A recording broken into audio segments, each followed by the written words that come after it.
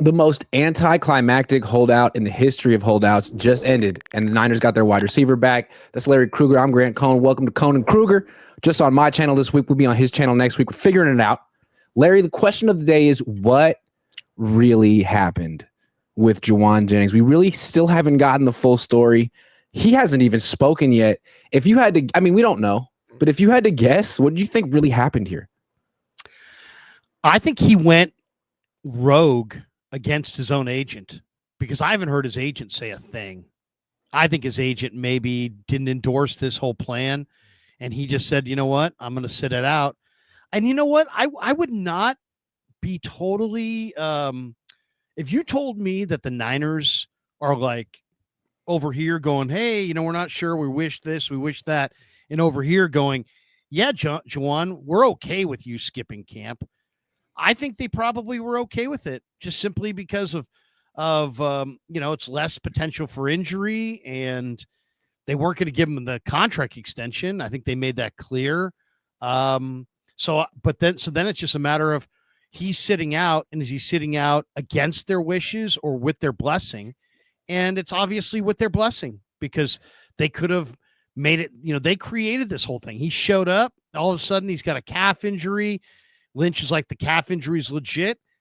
But the more you think about it, the more you realize, hey, you know what? He has to say that calf injury is legit, because if the calf injury isn't legit, now you're allowing a player to just not just skip opt to skip training camp and the preseason, and you're not going to find him a penny, and you're totally okay with that. So I think at the end of the day, they kind of are totally okay with it, because they don't want to see any injuries, but they weren't going to pay him any money.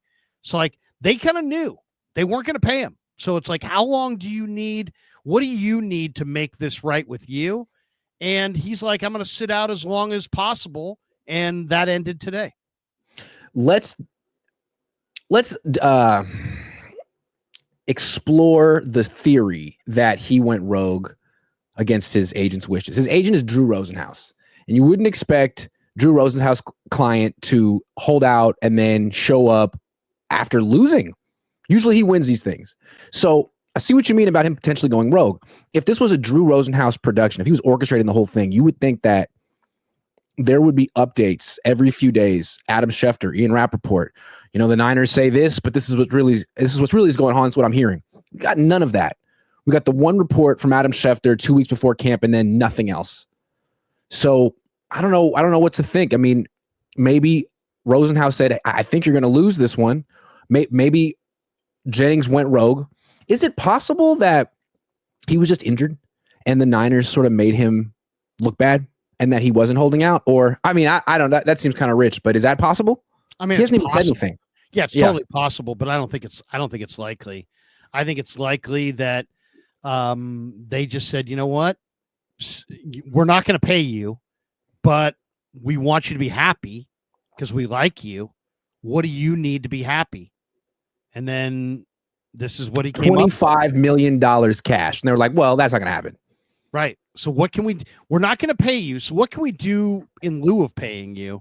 And bottom line is he sat out all of training camp. And you could argue that it was in their interest to have him skip, because as long as he doesn't have a soft tissue injury in the next, week, having Jauan, at least you're guaranteed basically that you have Jauan Jennings week 1, where if he had played all summer, there was no guarantee of that.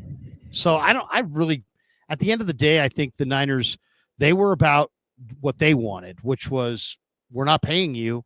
We've already paid you. The timing's not right. And there may also have been, Grant, and this is how I kind of see it as well. Now that he's here, now that he showed up, I get the feeling that, like, because Lynch said the other day, he made it seem like he would be okay with giving Jauan some kind of a bump.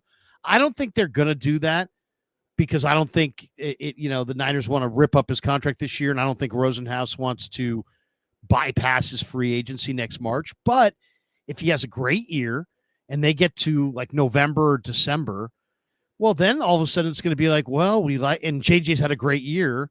Well, then it's going to be like, hey, the same reason that they love the player now, they're going to love the player then. And then But at that point, I think the timing might be right for some kind of an extension. But I think they're trying to stick it to him and say, hey, you know what?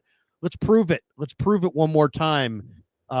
It's not in our best interest to extend you now, but it may be in December. Prize Picks will give you $50 when you play your first $5 lineup. Win or lose, you'll get $50 for playing.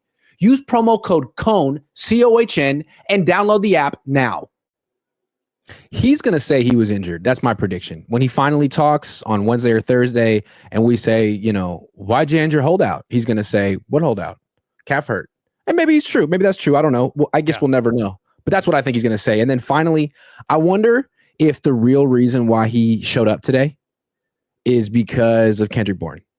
It seems like Jauan, again, maybe it was just the calf, but it seemed like Jauan felt like he had leverage here. Okay, you signed DeMarcus Robinson, but he won't be out there for the first 3 weeks, and you're not really going to start Marquez Valdez-Scantling or Sky Moore week one, are you? And they're like, no, but we'll start Kendrick Bourne.